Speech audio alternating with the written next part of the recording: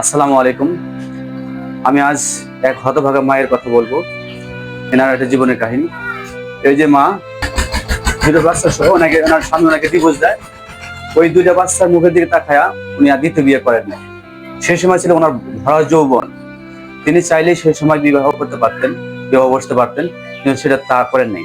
কারণ সন্তানের কষ্ট হবে সেই জন্য।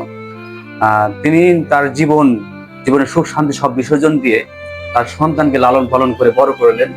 আজ তার সন্তানরা বড় হয়ে বিয়ে শাদী করে তারা অন্যত্রে চলে গেছে।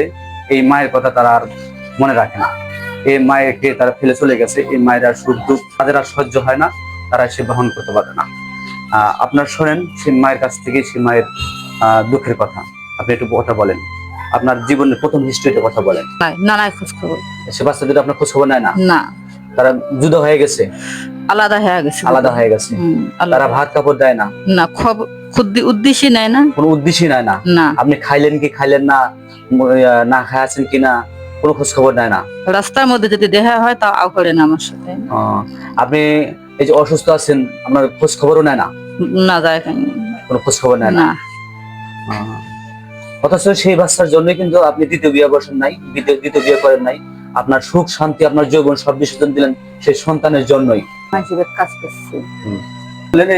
আমার মায়ের কথা, ইনি এখন মানুষের বাসায় কাজ করে খান, মানুষের বাসায় এই ঝির কাজ করে খান, সেই দিয়ে তার জীবন চলে। এখন তিনি অসুস্থ, নাকে অপারেশন করা লাগবে। নাকের অপারেশনের জন্য তিনি আমার কাছে আসছেন। তিনি আগে চিকিৎসা নিয়ে গেছেন। আমি ওনার কাছে চিকিৎসা বাবদ 1000 টাকা পাই। আমি ওনার কথা শুনে আমি স্তব্ধ। আমি আর ওনার কাছ থেকে ওই 1000 টাকা দিতে পারতেছি না। আমি ওই 1000 টাকা আমি মাফ করে দিলাম। আসলে আমাদের সমাজের মধ্যে এরকম অসংখ্য মা আছে, তাদের এরকম অনেক করুণ হিস্ট্রি। এমন হাজারো গল্প লুকিয়ে আছে আমাদের লোকচক্ষুর অন্তরালে, আমরা জানি না, কখনো জানার চেষ্টাও করি না। এই হতভাগাদের কথা তুলে ধরাই আমার মূল উদ্দেশ্য, যেন কিছুটা হলেও সমাজের উপকারে আসে। যাদের মা এখনও বেঁচে আছেন তাদের কাছে আমার একটা অনুরোধ, আপনারা কখনো এই অসহায় জনম দুঃখিনী গর্ভধারিণী মায়ের সাথে এমন আচরণ করিয়েন না। কারণ মা কি জিনিস আপনারা হয়তো বুঝবেন না, তখনও বুঝবেন যখন মা না থাকবে।